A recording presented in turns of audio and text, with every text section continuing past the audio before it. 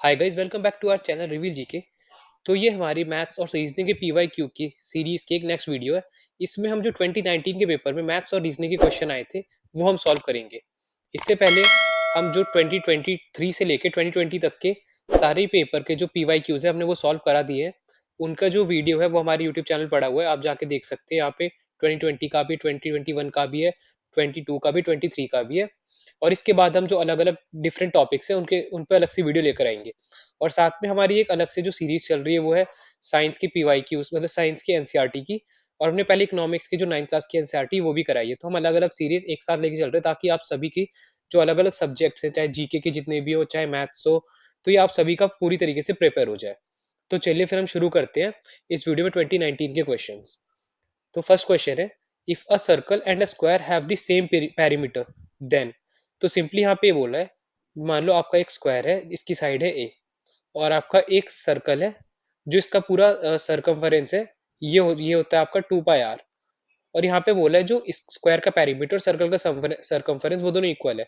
तो सिंपली मतलब 4a = 2 pi are, यहाँ पे ये है। तो सिंपली हम ये कर लेते हैं कि यहाँ पे मान लो 22/7, यहाँ पे हो गया आर, यहाँ पे हो गया 4a। तो अगर हमने इसको ये काटा तो आ गया ये 11/7। तो सिंपली हम कोई ऐसी वैल्यू रख लेते हैं कि जिससे हमें बहुत ही सिंपली डिवाइड हो जाए।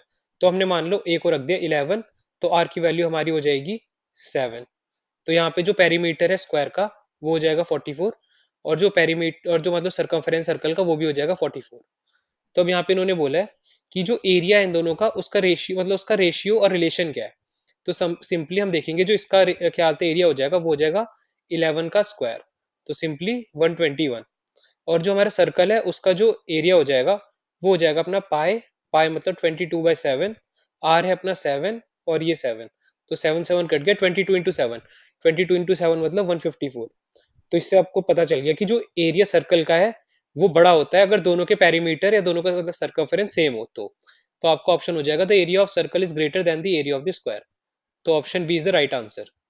तो चलते हैं नेक्स्ट क्वेश्चन पे। Let X square plus Y square is equal to 1, U square plus B square is equal to 1, and X U plus Y V is equal to 0, then which of the above is are true. तो यहाँ पे हमें ये पहले कुछ conditions दे रखी है। तो अगर मान लो X square plus Y square 1 है, तो सिंपली हम कुछ ऐसी वैल्यू पुट करते हैं जिससे ये 1 आ जाए। तो हम ले लेते हैं मान लो 1/√2। जब 1/√2 का स्क्वायर करेंगे प्लस 1/√2 का स्क्वायर करेंगे तो ये आ जाएगा 1। इसी तरीके से जो यू और वी है इनको भी हम 1/√2 ले लेते हैं। तो ये भी इक्वेशन सेटिस्फाई कर रही है, ये भी कर रही है। पर अगर हम यहाँ पे 1/√2 डाल रहे हैं तो यहाँ पे 2 आना चाहिए, पर यहाँ पे 0 आ रहा है। तो इससे हम लोग ये समझते हैं कि इन चार में से कोई भी एक वैल्यू नेगेटिव है। अगर मान लो एक वैल्यू नेगेटिव होगी तो सिंपली ये हो रहा है कि ये जो भी हमारे स्क्वायर है ये इस वैल्यू को भी पॉजिटिव कर दे रहे हैं। मतलब नेगेटिव मतलब 1/√2 में नेगेटिव है। अगर जब इसका हम स्क्वायर करेंगे तो ये हमेशा 1/2 आएगा, तो पॉजिटिव हो जा रहा है। तो चाहे हम नेगेटिव रखें पॉजिटिव रखें, इनका आंसर सेम आना है। इसका भी आंसर सेम आ रहा है। पर यहाँ पे कोई भी एक टर्म ऐसा है जो यहाँ पे माइनस में है, -1/√2। या तो और हम ऐसा भी हो सकता है कि एक से ज्यादा, मतलब अगर मान लो दो टर्म दोनों ही जीरो, दोनों नेगेटिव हो गए, तो इसका आंसर आपका कभी जीरो नहीं आएगा। पर ऐसा भी हो सकता है कि आपकी जो तीन टर्म है वो नेगेटिव, मान लो आपको ये भी नेगेटिव मिलके बना देंगे पॉजिटिव, और आपका ये पॉजिटिव और एक ये और नेगेटिव है, तो ये नेगेटिव प्लस पॉजिटिव आपका ये भी जीरो आएगा। तो या तो आपका एक टर्म नेगेटिव है या आपके तीन टर्म नेगेटिव है। तो हम दोनों ही तरीके से पुट करके देख लेते हैं। मान लो यहाँ पे जैसे हमने x को भी एक बार -1/√2 ले लिया, फिर y को भी हमने एक बार -1/√2 ले लिया, और u और v में से किसी भी एक को हमने -1/√2 ले लिया। अब यहाँ पे हम सारी वैल्यूज पुट करके देखेंगे। अगर हम माइनस लेके चल रहे हैं तो ये भी सही हो रही है, माइनस लेके चल रहे हैं तो ये भी सही हो रही है, और अगर माइनस लेके चल रहे हैं तो ये भी सही हो रही है। तो यहाँ पे ये तीनों ही हमेशा ही सही होंगी जब भी या तो हम एक वैल्यू नेगेटिव ले या तीन वैल्यू नेगेटिव ले, मतलब जब भी ये तीन सही है तो ये तीन भी सही है। तो यहाँ पे हमारा ऑप्शन हो जाएगा सी, 1 2 3। आप इसमें और भी अलग अलग वैल्यूज ट्राई कर सकते हैं, पर जो सबसे इजी वैल्यू यहाँ पे वो वही है, -1/√2। अगर मतलब आपको इजी कैलकुलेशन करना होता है तो आप दोनों की वैल्यू सेम रखेंगे, तभी आपकी इजी कैलकुलेशन होगी। तो फिर चलते हैं हम यहाँ पे नेक्स्ट क्वेश्चन पे। नेक्स्ट क्वेश्चन है, what is the natural number n for which this is a perfect cube of an integer. तो सिंपली जब वो एक परफेक्ट क्यूब होना था तो आपको पता होता है कि मान लो अगर a इंटू ए इंटू ए ये तभी परफेक्ट क्यूब होगा जब किसी भी एक टर्म के तीन मल्टीपल्स है। इस तरीके से हम यहाँ पे अगर बी इंटू बी कर देंगे तो ये ए इंटू बी का क्यूब हो जाएगा। तो यहाँ पे हम देखते हैं इस तरीके से, ये जो क्वेश्चन है ये थोड़ा कॉम्प्लेक्स है। इसमें हमें अलग अलग चीज पहले ट्राई करनी पड़ेगी। अगर जैसे आपने मान लो 3 टू दी पावर 9 इसमें कॉमन भी ले लिया, तो यहाँ पे 1 + 3 to the power 3 +3 to the power 6 +3 to the power n - 9 आ जाएगा। फिर आपको ये तो पता चल गया कि ये जो पूरा है ये एक क्यूब है, तो ये क्यूब किसका है, 3 टू दी पावर 3 का क्यूब है ये। तो ये दूसरा पूरा टर्म है, ये भी किसी का क्यूब होगा। पर अब यहाँ पे वैल्यूज बहुत ही ज्यादा है, मान लो आपको यहाँ पे 1 रखना पड़ेगा, 2 1 6, फिर आपको 3 टू दी पावर 6 निकालना पड़ेगा, और फिर इसकी भी कुछ ना कुछ वैल्यू आपको ऐसी गेस करनी पड़ेगी, तभी आपका आंसर आएगा। तो जो ये क्वेश्चन है ये इस तरीके से होगा, आपको मतलब जो a प्लस बी का होल क्यूब है उसका फॉर्मूला पता होना चाहिए, उसी के यूज से ये होगा। तो ये फॉर्मूला होता है a³ + b³ + 3a² b +3ab²। तो सिंपली यहाँ पे हमें बस अलग अलग वैल्यूज इक्वेट करानी है। अभी हमें अलग अलग तरीके से ट्राई करना पड़ेगा। जैसे सबसे पहले हमने 3 टू दी पावर 9 का लेके चला, तो यहाँ पे 3 टू दी पावर 3 और होल 3, तो जो a की वैल्यू होगी वो 3 टू दी पावर 3 हो गया। फिर अगर हम यहाँ पे 3 टू दी पावर 12 लेके चले, तो यहाँ पे अगर b की जगह पे मान लो हमने लिया 3 टू दी पावर 4 और होल क्यूब। अब इसी तरीके से अगर हम इस जगह पे रखेंगे तो ये हो जाएगा 3। अब a रखेंगे, a का स्क्वायर मतलब 3, और 3 इंटू 2 6, तो यहाँ पे आ जाएगा 3 टू दी पावर 6। इसी तरीके से हम b रखेंगे, b है हमारा 3 टू दी पावर 4, तो यहाँ पे होगा 3 टू दी पावर 4, तो ये हो जाएगा 3 टू दी पावर 11। पर हम देख सकते हैं जो हमारे पूरा है इसमें 11 नहीं है, पर ये 3 टू दी पावर n है, तो इसका आंसर 11 हो सकता है, पर अभी भी हमें गारंटी नहीं है। इसके लिए हम जो लास्ट टर्म है वो भी एक्सपेंड करेंगे। तो लास्ट टर्म हो जाएगा 3, a है हमारा 3 टू दी पावर 3, और b है हमारा 3 टू दी पावर 4, तो 3 टू दी पावर 4 मतलब 3 टू दी पावर 8। तो यहाँ पे हो जाएगा 8 3 12, और 8 3 11 11 12, 3 टू दी पावर 12। तो आप देख सकते हो 3 टू दी पावर 12 ये भी आ रहा है, 3 टू दी पावर 12 ये भी आ रहा है, पर हमारे पास एक 3 टू दी पावर 12 सिर्फ एक ही है, दूसरा है 3 टू दी पावर 15। तो हमें b की जगह पे 3 टू दी पावर 15 लेना पड़ेगा। तो यहाँ पे 3 टू दी पावर 5 रखेंगे और होल पावर हो जाएगी 3। अब सिंपली हमें 3 ए की जगह पे हम ये रखेंगे, तो ए की जगह पे सिंपली आ जाएगा 3 टू दी पावर 6, बी की जगह पे हम ये रखेंगे, आ जाएगा 3 टू दी पावर 5, और फिर हम प्लस करेंगे, ये हो जाएगा 3। ए क्या है हमारा, ए हो जाएगा 3 टू दी पावर 3, यहाँ पे 3 टू दी पावर 3, और बी है हमारा 3 to the power 5, 5 into 2 3 to the power 10। तो जो ये नीचे वाला है ये मैं थोड़ा अलग कर देता हूँ। ये हमने ऐसी वैल्यू निकालने के लिए ट्राई करा था। तो यहाँ पे ये हो जाएगा 3 टू दी पावर 9, फिर ये हो जाएगा 3 टू दी पावर 15, फिर ये हो जाएगा 6 5 11 12, 3 टू दी पावर 12, फिर ये हो जाएगा हमारा 10 3 और 1 14, 3 टू दी पावर 14। तो जो हमारे n की वैल्यू है वो आ जाएगी 14। तो जो ये क्वेश्चन है थोड़ा कॉम्प्लेक्स क्वेश्चन था, इसमें आपको थोड़ा बहुत ही ज्यादा दिमाग लगाना पड़ता कि किस तरीके से आंसर निकलेगा, क्योंकि जो इस तरीके से वैल्यू निकालने बहुत ही ज्यादा डिफिकल्ट है, जो सबसे पहले किसी के भी दिमाग में आएगा। तो होप सो आपको ये क्वेश्चन थोड़ा समझ में आया हो। इस तरीके के क्वेश्चन आगे भी आ सकते हैं। तो जब भी ऐसा है तो आप हर अलग अलग तरीके ट्राई करना। अगर एक मतलब स्क्वायर का भी है, जैसे यहाँ पे तो क्यूब है, स्क्वायर का भी है, तो भी ऐसा हो सकता है कि a+b होल स्क्वायर का कहीं पे फॉर्मूला लग रहा हो। तो आप इस तरीके से ही ट्राई करना। तो हम जो a+b का होल क्यूब है, इस तरीके के जो अलग अलग फॉर्मूले हैं हम वो थोड़ा पढ़ लेते हैं। तो जैसे सबसे पहले तो मैंने पढ़ा दिया। तो अब मान लो अगर a - b होल क्यूब, हमने a+b होल क्यूब का तो फॉर्मूला अभी पढ़ा था कि वो होता है, a+b होल क्यूब क्या होता है, a³ + b³ + 3ab a + b। जब a+b को हम एक्सपेंड करेंगे तभी होगा 3a² b +3ab²। तो सिमिलरली हम यहाँ पे करेंगे a³ - b³, फिर यहाँ पे आ जाएगा -3ab और a - b। तो यहाँ पे जो a - b होल क्यूब का जितने भी यहाँ पे मान लो b के क्यूब वाले टर्म है, जिसमें b की पावर ऑड है, मान लो 3 है 1 है, तो वो नेगेटिव आएगा। जैसे यहाँ पे a³ - b³ मतलब b की पावर ऑड है, फिर यहाँ पे -3a² b की पावर ऑड है 1, फिर जो अगला होगा वो प्लस हो जाएगा 3ab², यहाँ पे b की पावर इवन है तो ये और ये क्या हालत है, प्लस हो जाएगा। इसी तरीके से हम जो अगला फॉर्मूला है ये बहुत ही ज्यादा इंपॉर्टेंट फॉर्मूला है, ये आपको याद रखना है। a³ - b³ का जो फॉर्मूला होता है a - b a² + b² + ab। ये फॉर्मूला आजकल बहुत ही ज्यादा यूपीएससी पूछ रहा है अलग अलग जगह पे, तो आपको याद रखना है। सिमिलरली अगर a³ + b³ का फॉर्मूला है, ये भी आपको याद रखना है। ये हो जाएगा यहाँ पे a + b, जैसे यहाँ पे सिर्फ यहाँ पे माइनस है, बाकी हर जगह प्लस है। यहाँ पे इस जगह पे प्लस है, पर यहाँ पे जो ए बी है इसके आगे माइनस हो जाएगा। तो ये दोनों आपको थोड़ा याद रखना है कि इसका यहाँ पे माइनस है, यहाँ पे प्लस, और इसका यहाँ पे माइनस है, यहाँ पे प्लस। तो ये चीज आपको याद रखनी है। ये चारों फॉर्मूले बहुत ही ज्यादा इंपॉर्टेंट है और यूपीएससी रेगुलरली इनसे क्वेश्चन पूछ सकता है। तो फिर हम चलते हैं यहाँ पे नेक्स्ट क्वेश्चन पे। If the first day of the year other than the leap year was Sunday, then which was the last day of the year. तो इस तरीके का क्वेश्चन पिछले एक दो पेपर में से किसी में आया था और मैंने आपको उसके बारे में थोड़ी डिटेल में समझाया था, तो मैं आप पे फिर से समझा देता हूँ। अगर मान लो आपका एक ईयर है, वो लीप ईयर नहीं है, मान लो ये हो गया आपका 2001। अगर अब जो आपका अगला ईयर है, नेक्स्ट ईयर, वो 2002 होगा।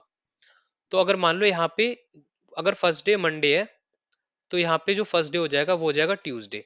सिर्फ +1 का होता है, सिर्फ +1 का। अब 2002 से जब 2003 पे जाएंगे तो भी +1 का होगा। सिमिलरली जब 2003 से हम 2004 पे जाएंगे तो यहाँ पे दो अलग अलग कैटेगरी डिवाइड होगी। अब दो कैटेगरी यहाँ पे क्या होगी, एक कैटेगरी होगी जो 28 फेब या उससे पहले की है, मान लो 28 फेब या उससे पहले की जो डेट है वो। तो वहां पे सिर्फ +1 होगा, मतलब अगर वहां पे पहले मंडे चल रहा था तो अब ट्यूसडे हो जाएगा। पर जब हम 28 फेब के बाद वाली जो डेट्स है उनको कंपेयर करेंगे तो 28 की बाद वाली डेट में 2 ऐड हो जाएगा। मतलब अगर मान लो जैसे 1 मार्च को अगर यहाँ पे था मंडे, तो यहाँ पे 1 मार्च को क्या हो जाएगा, 1 मार्च को हो जाएगा वेनसडे। तो ये चीज आपको याद रखनी है, मतलब हर साल में +1 होता है जब तक वो वाला साल लीप ईयर नहीं होता। तो सिंपली यहाँ पे ये बोला है कि जो ये साल है ये लीप ईयर नहीं है, मतलब जो पहला डे है 1 जनवरी 2001 का, वो है संडे। इसी तरह और जो 1 जैन 2002 है, तो वो क्या हो जाएगा, वो हो जाएगा आपका मंडे। तो जो लास्ट डे होगा, इस इन्होंने पूछा then which was the last day of the year, तो लास्ट डे क्या हो जाएगा, मंडे से पहला संडे। तो सिंपली आपका आंसर हो जाएगा संडे। तो ये चीज आपको याद रखनी है कि जब भी लीप ईयर नहीं होगा तो सिर्फ +1 होगा। जब लीप ईयर आ जाएगा तो आपको दो चीज ध्यान रखनी है कि वो फेब्रुवरी से पहले वाली डेट पूछ रहे हैं बाद वाली। अगर पहली वाली पूछ रहे हैं तो सिर्फ एक ही डे ऐड होगा, पर अगर बाद वाली पूछ रहे हैं तो 2 डे ऐड होंगे। तो ये चीज आपको याद रखनी है। तो हम यहाँ पे आगे नेक्स्ट क्वेश्चन पे। ए वॉक्स 10 मीटर्स, तो ये डायरेक्शंस का क्वेश्चन है, ये थोड़ा मतलब इजी क्वेश्चन है। यहाँ पे बोल रहा है ए वॉक्स 10 मीटर्स इन द फ्रंट।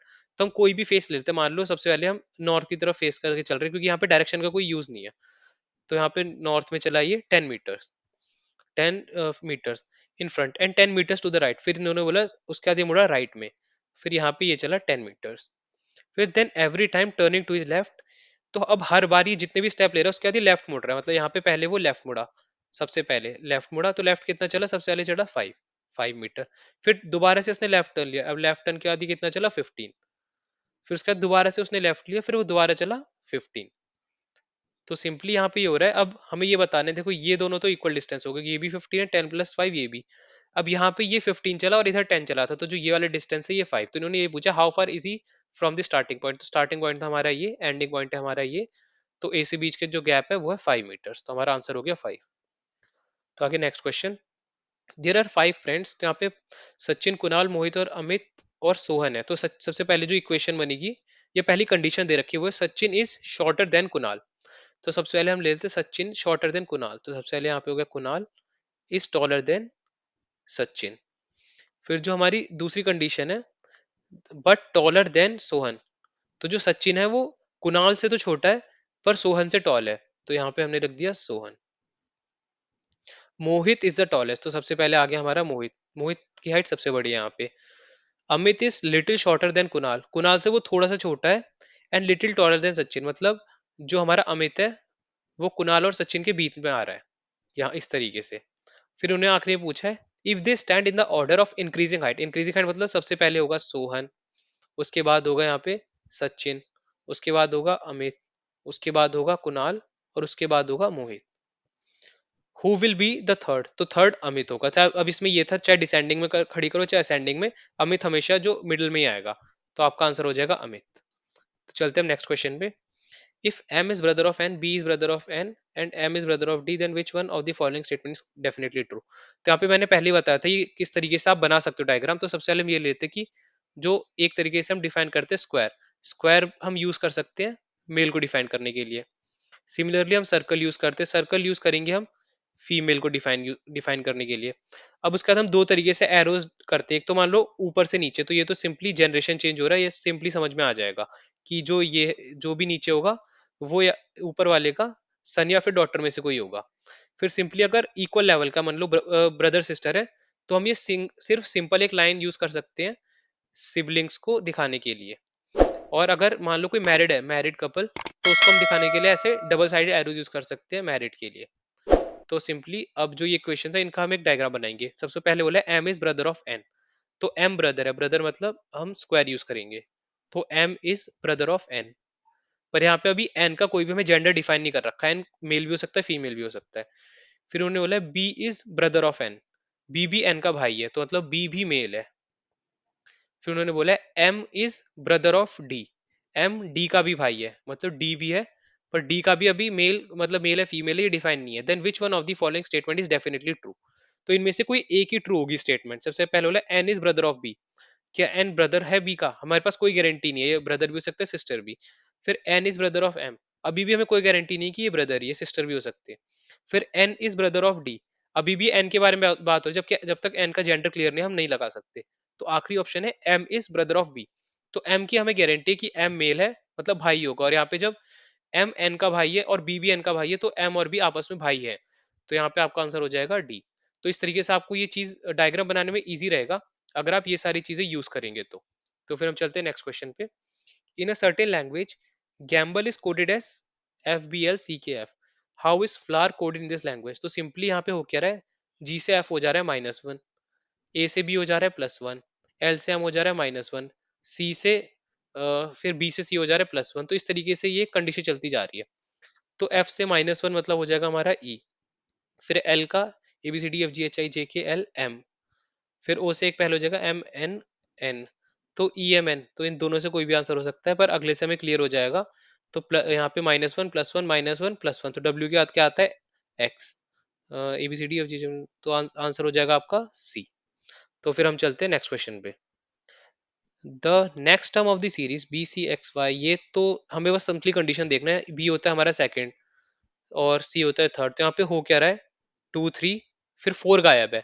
फिर यहाँ पे है 5 6 7 गायब है। ये हो गया 8 9 10 गायब है। फिर हो गया 11 12। फिर 13 गायब होगा, मतलब आएगा 14।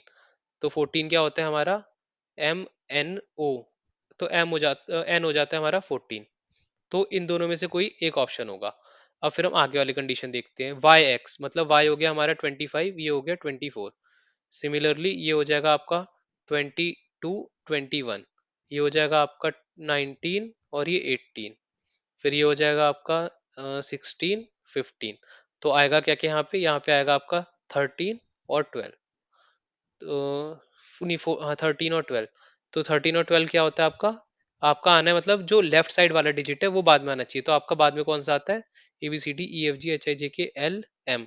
तो एल एम, तो आपका आंसर हो जाएगा ए। तो चलते हैं हम नेक्स्ट क्वेश्चन पे। तो नेक्स्ट क्वेश्चन से पहले मैं आपको थोड़ा इसी सीरीज से रिलेटेड कुछ चीज बता देता हूँ। जब भी ये सीरीज के क्वेश्चन आते हैं तो आपको लिखना कैसे है। तो सिंपली यहाँ पे आपको पहले A B C D E F G H I J K L M. तो हमें सिर्फ पहले एम तक लिखना है, मतलब पहले 13 टर्म। उसके बाद हमें यहाँ से उल्टे लेके जाने हैं कि उसके बाद M N O P Q R S T U V W X Y Z. तो बहुत बार इसमें ऐसा होता है कि मान लो ए की जगह हमने जेड को रिप्लेस कर दिया होता है। तो इस तरीके की जब भी चीजें होती है तो आपको समझने में आसानी होगी। और फिर आपको जो भी मान लो फिफ्थ फिफ्थ टर्म्स है ना सारे, वो आपको याद होने चाहिए। ये हो गया हमारा 5। फिर जे हो गया हमारा 10। फिर ये तो आपको याद ही रहेगा 13 14। फिर ओ हो गया हमारा 15। फिर यहाँ पे टी हो गया 20 और वाई हो गया 25। तो ये चीज आपको याद रहनी चाहिए और आपको हमेशा इस फॉर्म में लिखना है। तो आपके आपके जो मतलब जो भी वहां पे सीक्वेंस लग रहा है वो आपको बहुत इजीली समझ में आ जाए। उसमें बहुत अलग अलग सीक्वेंस लगते हैं, कभी कभार ऐसा हो सकता है कि आपस में मतलब इस तरीके से चेंज कर दिया हो, इस तरीके से चेंज कर दिया हो। तो आपको बहुत अलग अलग चीज देखनी पड़ती है। ये थोड़ा सिंपल क्वेश्चन था, तो आप इजीली समझ गए होंगे, पर आपको अलग अलग चीज ट्राई करनी पड़ेगी अगर आपको नहीं समझ में आ रहा हो तो हम चलते हैं नेक्स्ट क्वेश्चन पे। तो ये क्वेश्चन वैसे रीजनिंग क्या इंग्लिश का भी आप कह सकते हो। तो इस पेपर में सबसे ज्यादा मतलब 20 क्वेश्चन आए थे। तो ये किसी भी पेपर में बहुत ही ज्यादा है, ये मतलब रीजनिंग और मैथ्स के। तो 20 मतलब आप 40 के आसपास स्कोर कर सकते हो। तो ये बहुत ही ज्यादा पॉजिटिव चीज थी इस पेपर की, कि आपका स्कोर है वो बहुत ही ज्यादा इंक्रीज हो सकता था। तो हम चलते हैं, ये जो क्वेश्चन है ये रीजनिंग से रिलेटेड है। तो सबसे पहले हम देखते हैं यहाँ पे क्या बोला है, ऑड वन आउट बोला है कि इन चार में से कोई एक अलग है। तो हमें वो ढूंढना है। तो सबसे पहले फ्रेंडशिप, फ्रेंडशिप का आपका मतलब पता है, दोस्ती। फिर इंटीमेसी, इंटीमेसी का एक तरीके से होता है, मतलब आप बहुत जगह यूज होता है लवर, अफेक्शनेट जो एक तरीके रिलेशनशिप होती है, उस तरीके के लिए यूज होता है इंटीमेसी। फिर अटैचमेंट, अटैचमेंट भी एक पॉजिटिव वर्ड है, मतलब ये भी दोस्ती जैसे यूज होता है कि मतलब एक पॉजिटिव वे में। पर जो आपका जो आखिरी वर्ड है एनमिटी, एनमिटी इन सबका एकदम ऑपोजिट है, क्योंकि इसका मतलब ही दुश्मन होता है, हमारे दुश्मन दुश्मनी। तो आपका जो आंसर हो जाएगा वो हो जाएगा डी, कि जो डी है ये इन सबसे अलग है, तो हो गया ऑड वन आउट। फिर हम चलते हैं नेक्स्ट क्वेश्चन। नेक्स्ट क्वेश्चन है यहाँ पे, one six of a number is 53। मतलब सबसे पहले यहाँ पे बोल रहा है one six of a number, वो नंबर है हमारा एक्स, ये क्या है 53।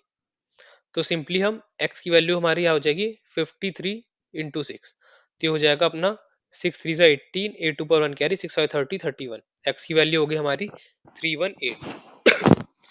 अब यहाँ पे हमें बोला है what will be 57% of that number, मतलब 57 बाय 100 ऑफ x निकालना है हमें।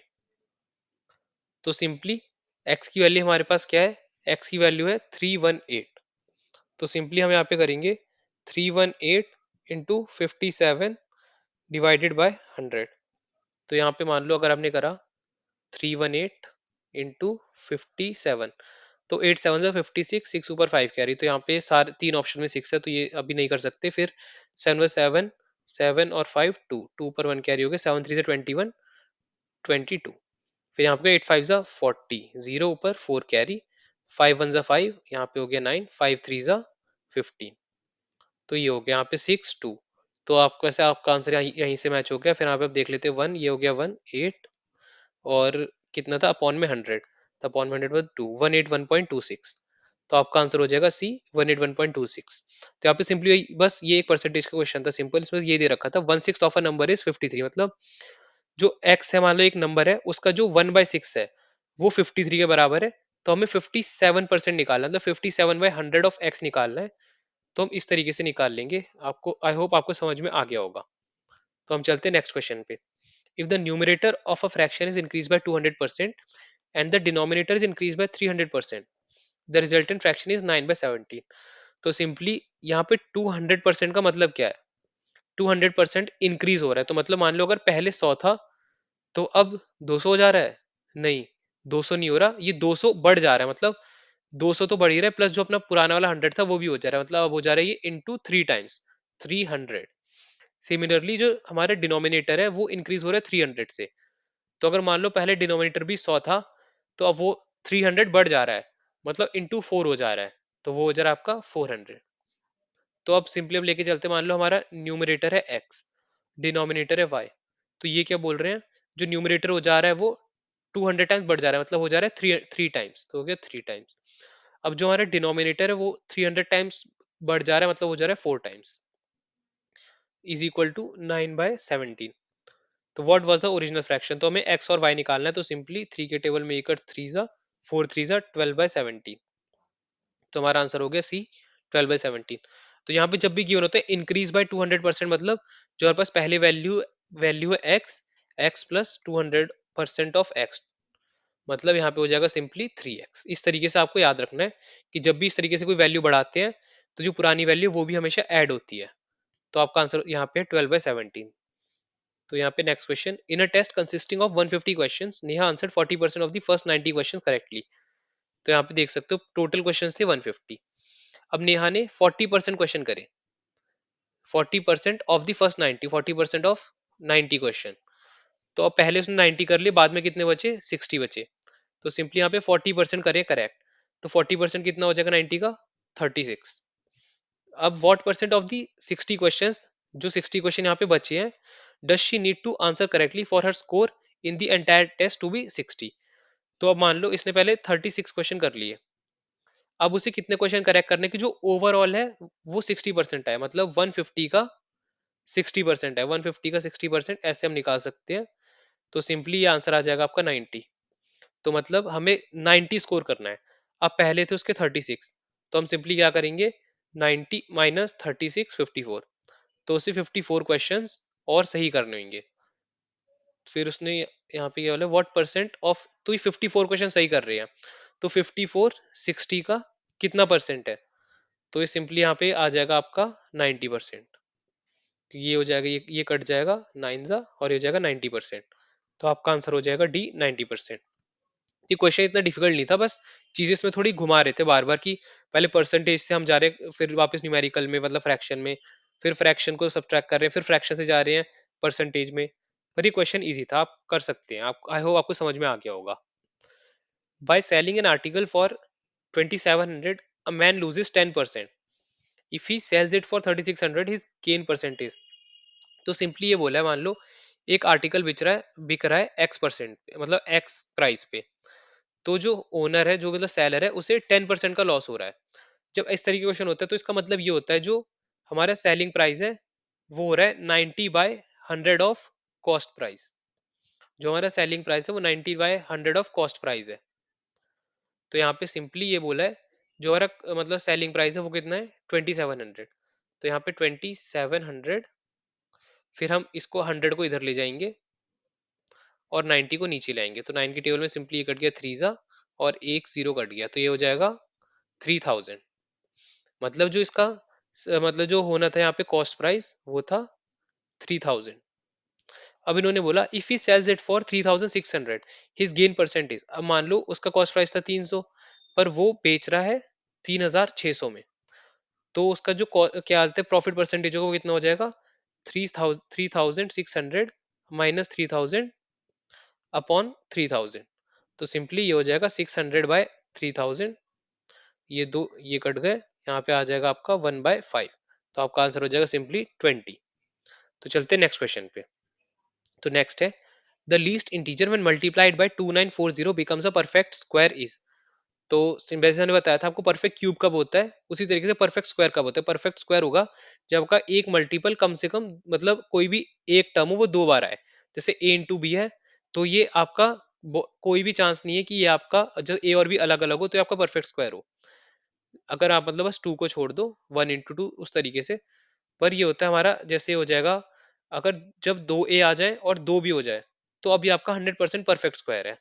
तो इसी तरीके से हमें सबसे पहले क्या करना है, 2940 को, जैसे हम मान लो क्या बोलते हैं, एचसीएफ या एलसीएम निकालने उस तरीके से करना है। तो सबसे पहले टू, तो 1500 में 630 कम तो हो जाएगा 1470। फिर हम टू कर लेंगे तो यहाँ पे आ जाएगा 735। फिर ये 53815 थ्री से कट रहा है, तो थ्री से कितने से आएगा, यहाँ पे आ जाएगा 200।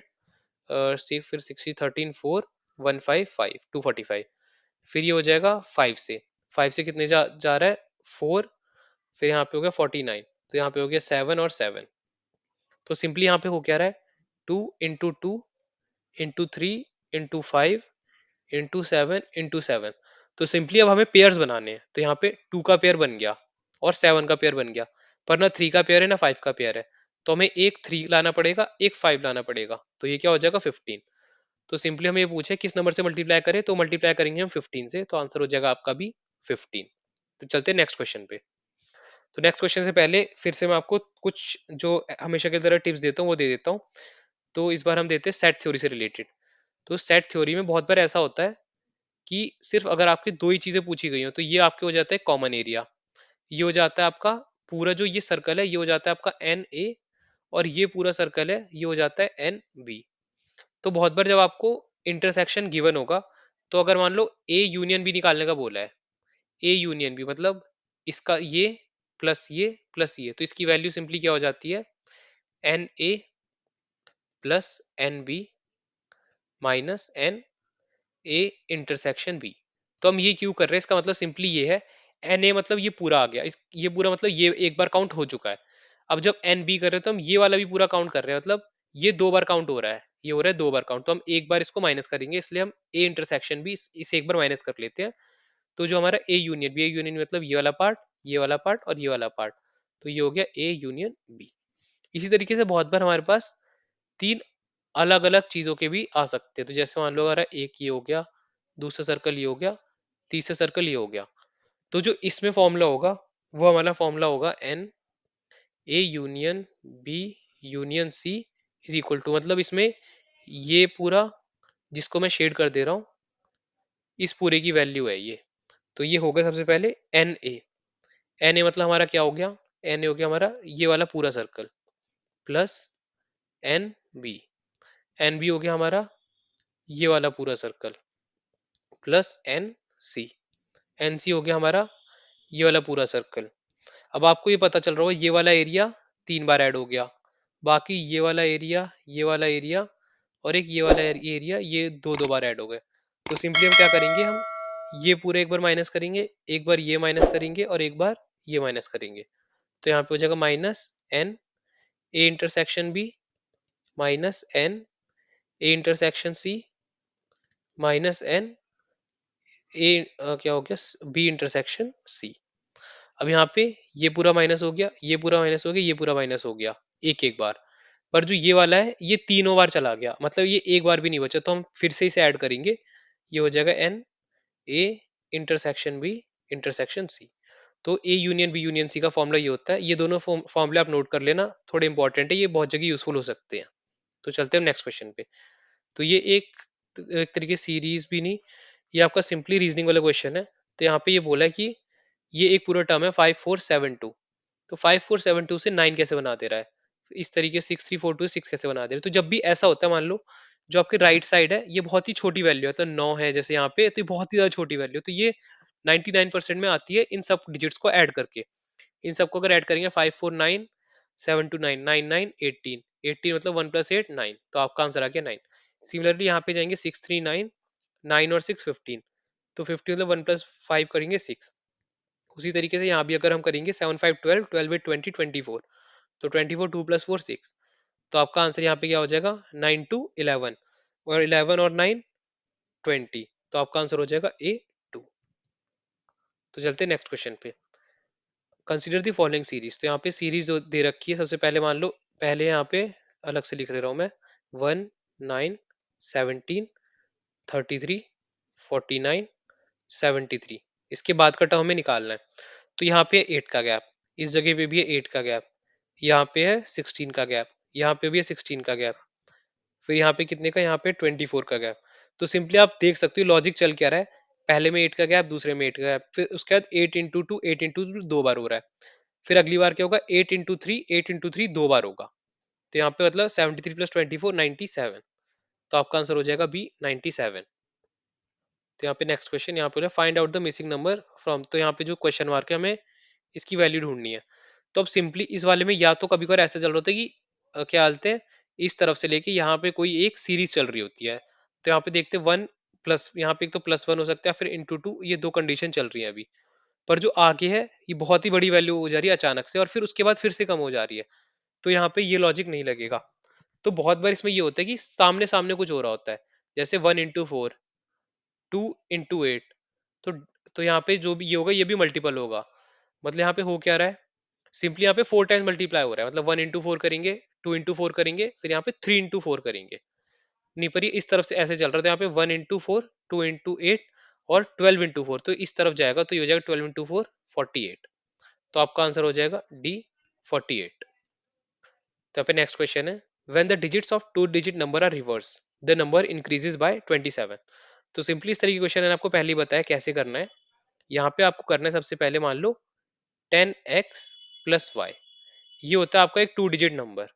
अब इन्होंने बोला when the digits of two digit numbers are reverse. अब रिवर्स मतलब क्या हो जा रहा है, जैसे मान लो आपका 27 है, तो इसे हम 20 + 7 लिख सकते हैं। यहाँ पे हो क्या रहा है, अब मान लो यहाँ पे हो जाएगा x की जगह पे आ जाएगा 2, और ये हो जाएगा 10x + 7, मतलब x हो गया हमारा 2 और y हो गया हमारा 7।